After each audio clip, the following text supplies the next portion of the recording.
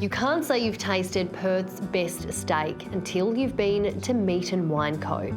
With a basting recipe that's been perfected over 3 decades, its kitchen pays homage to its South African roots. What is it that makes the steaks here so good and so different?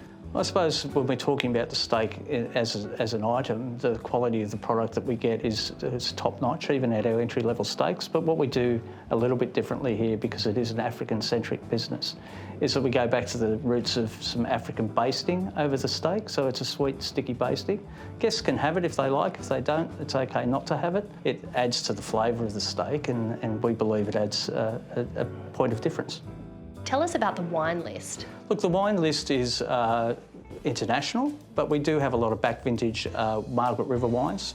We've worked with the local suppliers and the local wineries over a long, long period of time and have great relationships with those. So you'll find wines here that you may not get in other venues because of the relationship having those back vintage wines available.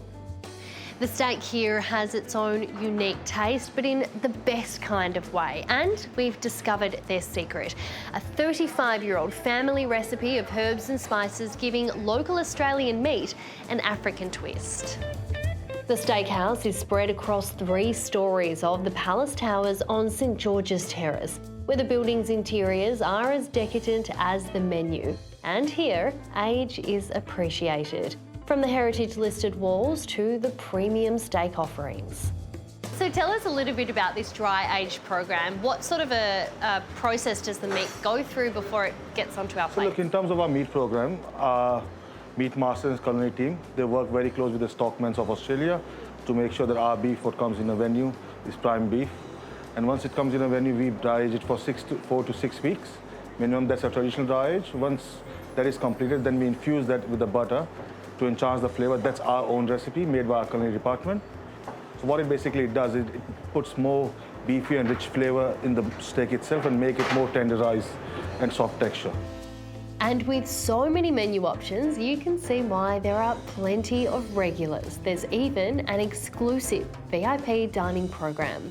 Sabi, what is the steak knife program? So we have our loyalty program called Dining Reward Club, which got 3 tiers. So we got the entry level, platinum, and shaka.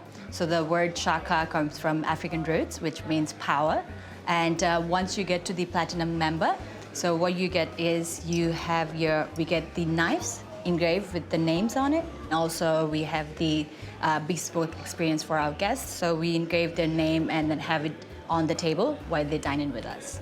This is my favourite room here at the Palace Towers, formerly known as the Palace Hotel. This is the ballroom. It was built in 1897 during our gold rush era. And the guys here at Meat and Wine Co have done an incredible job at mixing that African culture with our local WA heritage, which is emphasised with a WA-focused wine list, showcasing our best local wineries. This inner-city steakhouse, offering the ultimate dining experience, is a taste of luxury and culture.